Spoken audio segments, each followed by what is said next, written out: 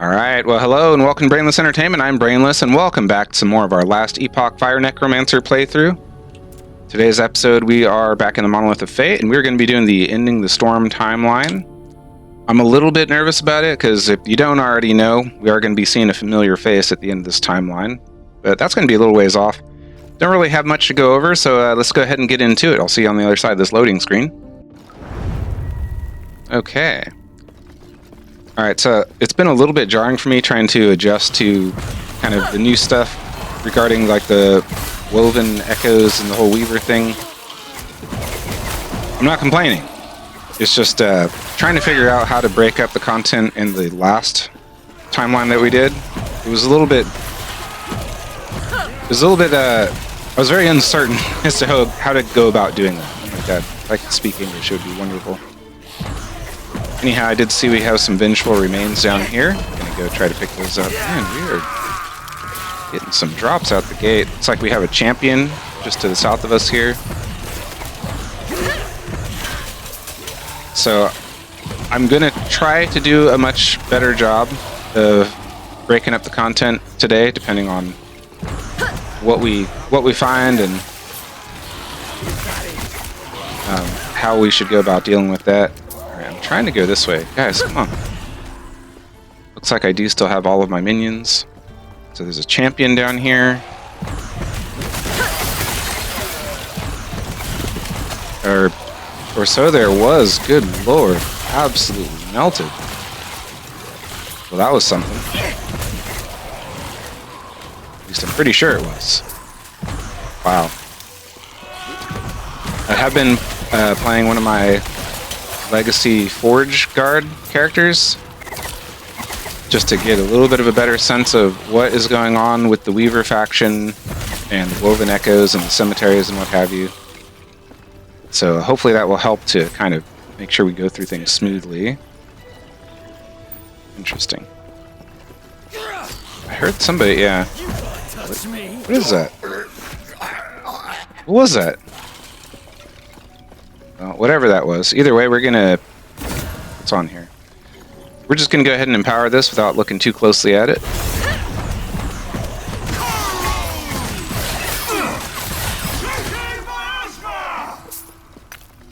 Absolutely destroyed.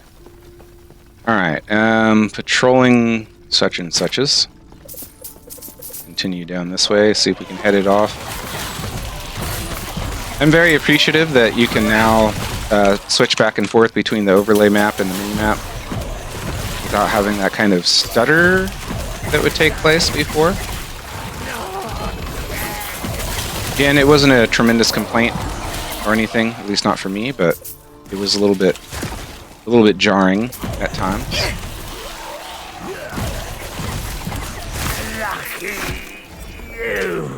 Lucky me. Ooh. Oh, take either way. Definitely keep an eye out for any minion spell damage wherever we can get it.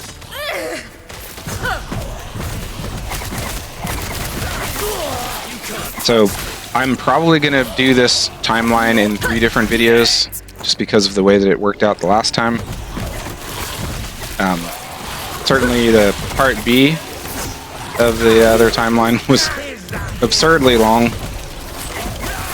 And I would like to have planned that out better. That would have required me to play more of the new content ahead of time to know what it was going to be like. Which isn't the end of the world, but I do like to keep my kind of initial, I don't know, reaction, I suppose, to things very natural and spoiler-free. But I know for the interest of like watching somebody else play a game, it can be far less entertaining. The person you're watching has no idea what's going on. So I try to strike a balance. I don't know how well I do that, but I do my best. I am making an effort to try to keep things entertaining while also not knowing exactly what's going to happen, if that makes sense. I think for the purpose of making an entertaining video, it's not as important for me to have that kind of organic discovery experience. Anyhow, we're going to move on to the next echo. See you in a second. Okay, pristine gardens. Slay enemies to locate Scalebane Swarm Keeper. Okay, sounds easy enough.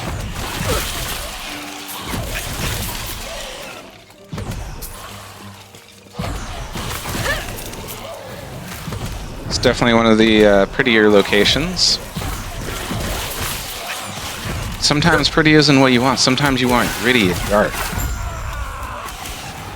But I guess a healthy mix.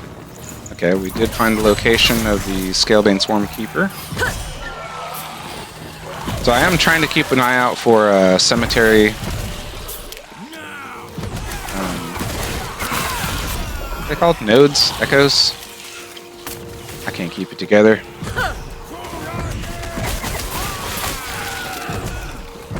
But yeah, we are looking for an opportunity to put some woven echoes on the map. On the monolith here. So we can complete this kind of quest for Mask. I believe it's Mask. Haven of Silk.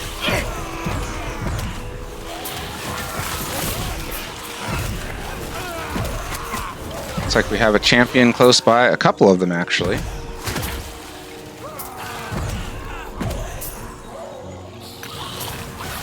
Okay, first one is going to be right here. That was weird. Oh, got her level up. Very nice. Let's go ahead and put these points in real quick. Okay, I think it's safe. I am going to do intelligence instead of minion crit multiplier. I really do want this. I think it would be better for us damage-wise, but I am a little concerned about our defenses, and intelligence will give us more ward decay threshold. And we'll still be getting minion crit out of it, so far from bad, no matter how you look at it. Got another champion here.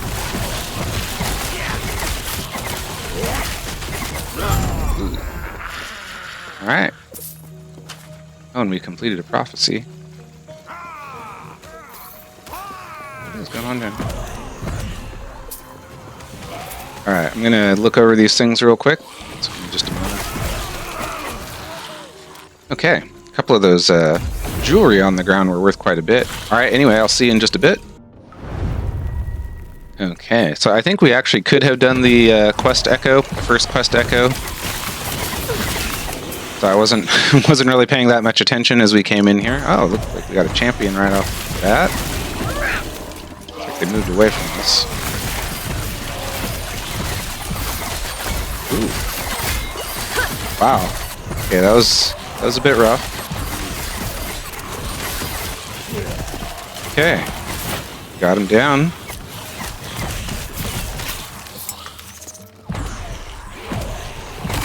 Oh, we got some woven things. Hey, there we are. Getting some memory amber. Okay, so that makes me feel inclined to kind of go around and do a bit more here. Well, I guess it doesn't matter that. There we are. There's a tomb up here.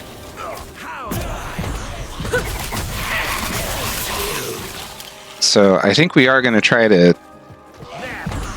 go straight into this tomb. That's going to be very helpful for us. We've got to...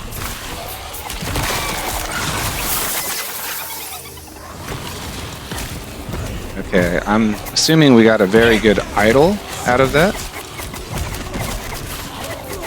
Definitely wishing I had more mana regen. Just going to clear the area around here if I can. I want to take a look at some of these idols. I'm pretty sure most of them are not going to be that good, but I'm going to take a look at them nonetheless. So give me just a moment. Okay, yeah, and as expected, nothing particularly great there. All right, let's go ahead and make our way into this tomb, assuming it's relatively clear. Looks like it is. Okay. So, any new... Who are we to worship? I think we've seen this. Who will embrace us, the empires of man, and the empires the Weaver will... Yeah, I think we have read that. I'm not 100% sure, but we'll be seeing them quite a bit. And honestly, if you're playing last Epoch, you probably already have experienced the majority of those, or at least more of them than I have, so I'm much slower, I'll say, in getting through the new content. than your average player, I'm pretty sure.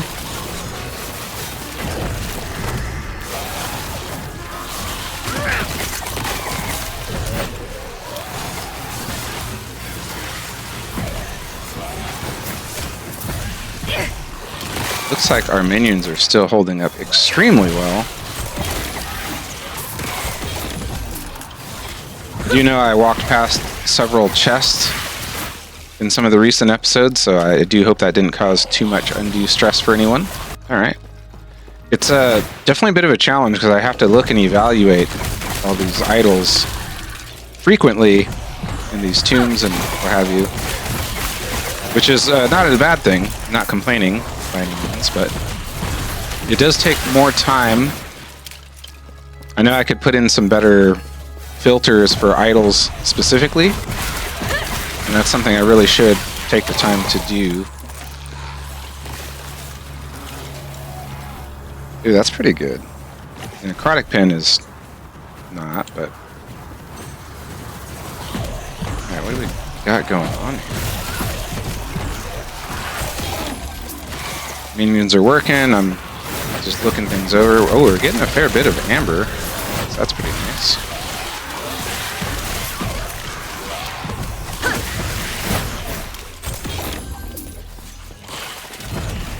So I found that I kind of do want to clear out these places. I think the pros of doing so are getting a lot of memory amber, which obviously is going to be really important to everything that's going on in the new season.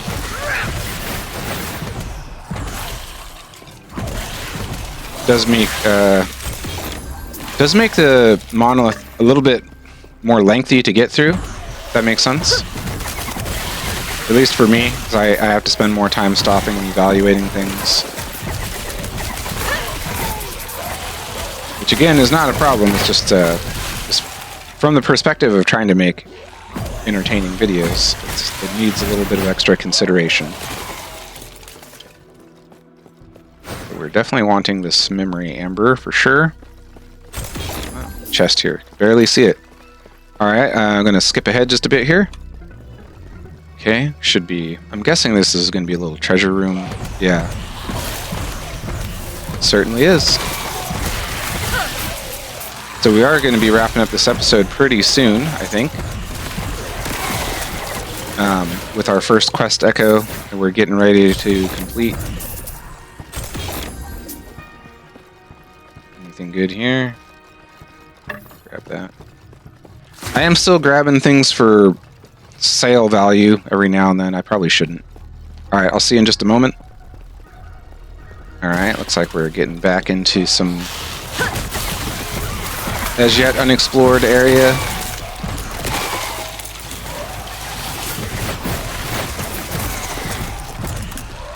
There we go, taking a risky offensive transplant.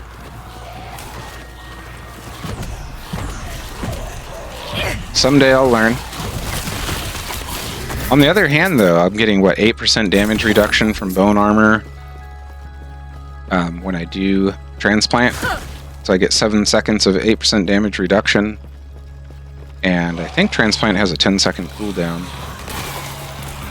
Oh, only 3.8? Wait.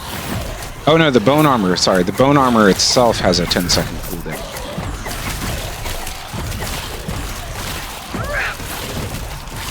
Wow, this guy's pretty chunky.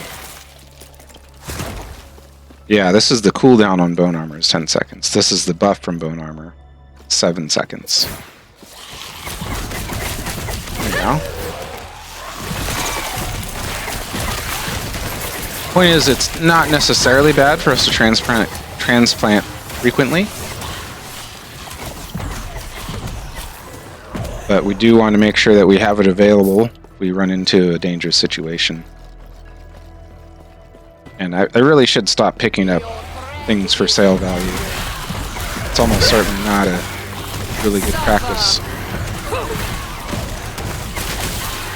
There's a benefit to killing all these ads rather than just focusing on the boss. Seems like they're just going to keep spawning more.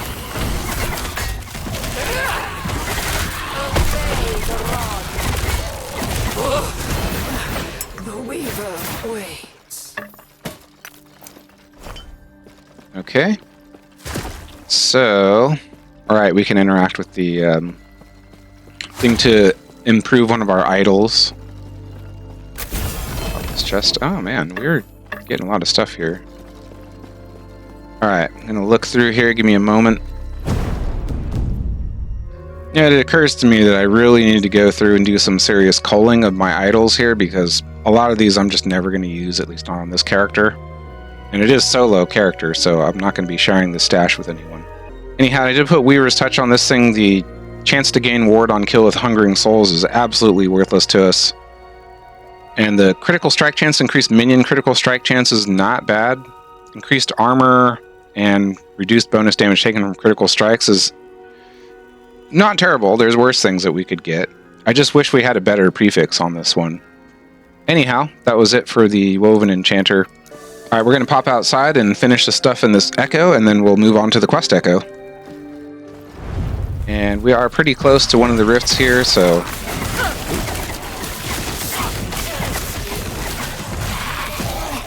yeah, I do think I really need to do something about my mana/mana regen situation. I know I can reduce the cost of summon volatile zombies a bit further. So maybe that would be... I don't want to say the direction to go, but it could be helpful. Either way, let's get this rift started.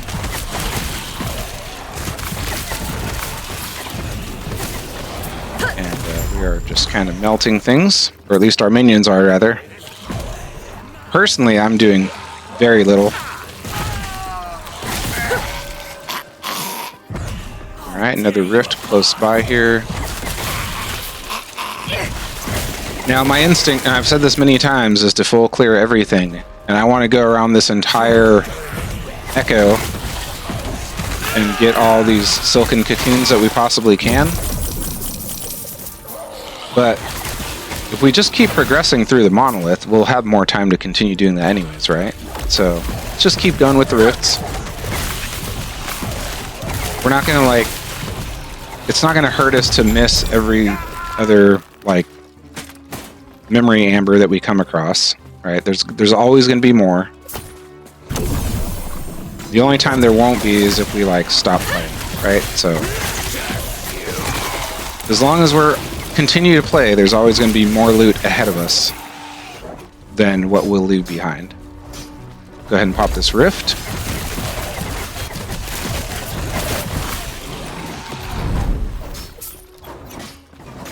Alright, and that is this Echo done. Let's go ahead and move on to the Quest Echo. Okay, so we can do our first Quest Echo here in Drowned Thetima, so let's go ahead and get into that. Okay, what do we got here? Gods be with you.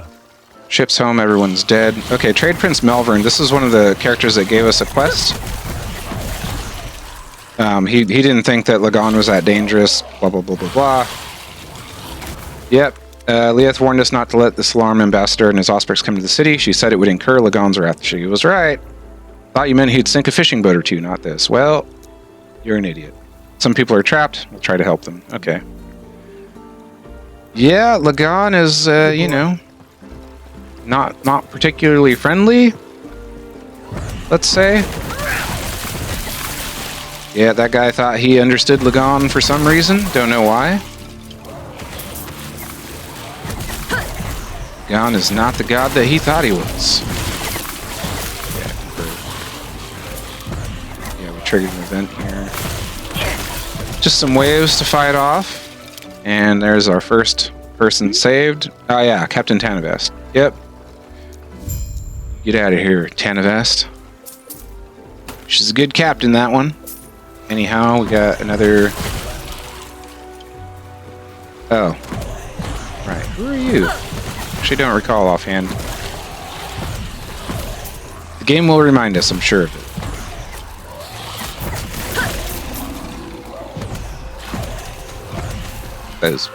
Those skeletal mages holding it down. Alright. Hello. Trader Holm. Okay, I actually don't remember you, sorry. But get out of here. You're safe now. So I'm just gonna peek over here real quick. Okay, yeah, just a little dead end. That's what I thought. Yeah, I don't think there's a whole lot to explore in these quest echo zones. They tend to be fairly small. Not always the case, but they do tend to be fairly small. At any rate, we got our last person that we need to save here.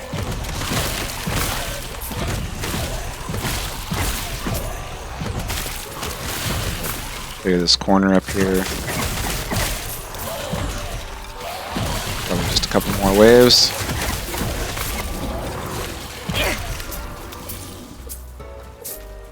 Okay, guessing that's that. Yes? Trader of Sicilia, yep. Leah said she would protect us. How could she let Lagan do this? Well, I would hardly blame her.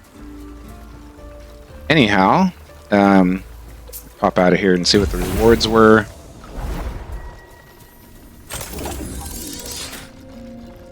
Okay, like no reward at all. That's interesting. Alright, anyhow, that is going to do it for today's episode. So, I don't know how long this video is going to be. We've been recording for 47 minutes, so I'm gonna break it up by quest echoes, I think, for the rest of the timelines. So, as ever, thank you all so much for watching. Really appreciate having you here. I hope you'll come back and see me again in part B. I guess 14B? I think that's right. Anyway, that'll do it for now. So until the next time, hope you'll take care, and I hope you'll come back and see me again soon. All right, y'all. Bye.